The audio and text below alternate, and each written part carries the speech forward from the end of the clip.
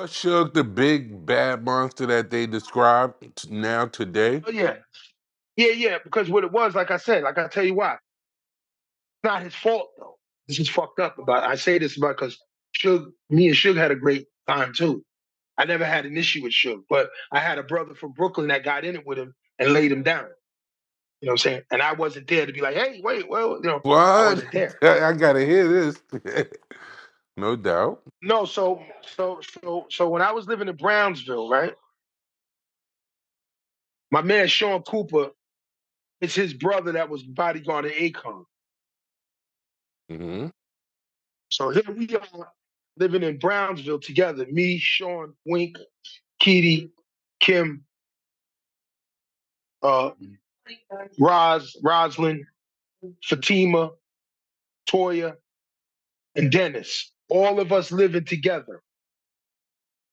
Like we didn't know what we was gonna do, how we was figuring it out. I had a warrant in New York for beating the biker up. Their father, Big John's dad, had a warrant too. Feds looking for him. And John was working for John Gotti Jr. at the time. So we're all trying to figure it out because we're in Brownsville. Mind you, we just fresh out of Long Island. Nobody had no job. We had no money coming in. We're hungry. Me and Sean Cooper, my brother, walking the block every day trying to figure it out until we landed our jobs. And then we would come and then, feed the house till we got stable. And then everybody got on. And we were like, whoa, close call. Move all the way up to the years of death row. He's managing. Ja is in a different area now. He's managing Akon. So his mother had just passed. Now, when Suge said something about the mother, he hit him. He didn't even get a chance to think. Suge fell down like a ton of bricks, pressed charges on him. Now, like I said, because when you're dealing, this is what I be telling people. Everybody's not a sucker. You're gonna run into some real shit you're gonna run into some real ones, man. Of course. Especially when you see me, like, like you could get moms in my business twisted, like a lot of people do. I'd be like, please don't listen to the song and judge me on that. Like, I mean, because my jail record was always, hands. Oh, he beat him up, he knocked his teeth out or something. I never had to rob you. I didn't have to do that. But I know that, I've been doing this shit my whole life. You know what I'm trying to say? They would come get me, look, he's gonna knock him out, and we're gonna do this, come get me. You know what I'm saying? So I was active like that. And I would be in the room, with I would see shit at an early age and see shit doing the after, I seen Pappy Mason in the movie. I lived on Liverpool. When they shot the cop, that's on the corner of my dad's house. Whoa. So I seen it all. You know what I'm saying? Like I grew up in the midst of all of this shit.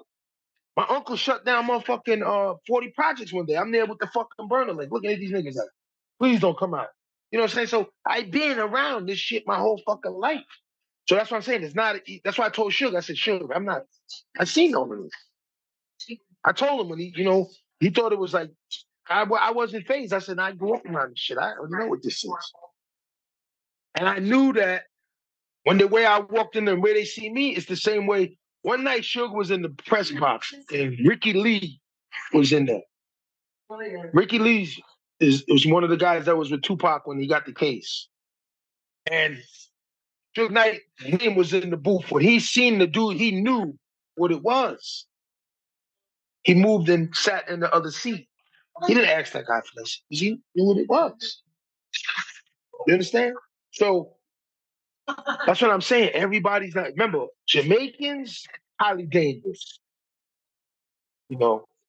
Caribbean people, they've been free longer than the Africans in the South.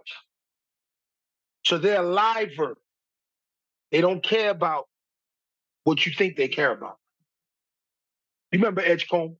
Of course. So I used to work, me and my cousin Mo used to work for this guy who lived in, won't say his name because, that's not professional. Yeah, we don't do that. Heavy Jamaican drug lord. And we bagging up, dropping off, bagging up, dropping off. Go to Edgecombe, do what we got to do. Young kids, man, give us a car. So we had a studio one day in Roxy in Long Island City. He buys Cash, the studio, and moves it to his house because he wanted to do his reggae shit in the house. So, you know what I'm saying? We've been around this shit our whole fucking life. So that's what I be saying to people. Are you sure you want to deal with this kind of, you know what I'm saying? Because I'm just going to do this part. But if they get involved,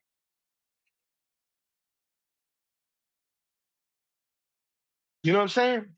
Like my cousin Prince, anytime he showed up, it was some shit. I used to be like, oh, man, my blood cousin. I said, anytime he showed up, it was a problem. Let me tell you a story. We in the club one day. This girl I grew up with, her name is, she's an Indian chick named Kim. We call her Wonder Woman. So we're in the club. Her cousin is hanging out with my cousin. I didn't even know he knew her. Come find out, he's got a baby in the girl. And he comes to me and he goes, you was always going to be somebody. Your mother and father was somebody. And he walks out. Kim's cousin turns to me and goes, that's your cousin? I go, yeah. Her husband was there in the shadows. And now he's beefing with me because that was my cousin. I said, yo, are you kidding me? He was just here. He didn't want no problem with him. He wanted the problem with me because I was related to him. Wow. Mm-hmm. Right hand to guard. My man pulled out on him and said, yo, we'll take you outside and wait and wipe you down right now. Don't even get close to him. I'm like, yo, I couldn't believe it, man. I knew this guy all my life, never had an issue with him. As soon as my cousin showed up, he had a baby in his wife's stomach. And he didn't say nothing to him. When he left, he wanted to approach me because I'm related to him. Right hand on everything I hold. So you know what I'm trying to say? So I'm looking at this nigga and I'm saying, yo, you know, so, you know, I know what I'm talking about. And I'm gonna say this too. All these guys say that they tough guys, right? All these guys that do all of that shit, I don't do that. I don't have to do that. Redman don't do that neither. Redman don't do that neither. Redman's like, ha ha ha ha, till you fuck with him. Till you, he's ha ha ha ha, till you do something stupid, and then it changes. I'm just keeping it real. I mean, that's how we grew up. That's how I know I grew up under Right, y'all, and that's right. how, Yeah, you know, yeah. like the Yeah. toughest I wish I guys. was a little younger because yeah. You're right. Yeah, the toughest guys didn't. The toughest guys did not rap like that. You know, Right. I grew up under, you know, you, Slick Rick, Heavy D.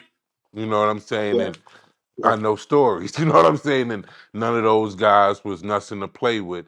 And that wasn't in their music. Their music was like, you Yeah. know, love, Schoolie D's peace. like that too. You could laugh at Schoolie D. Schoolie D will laugh at you.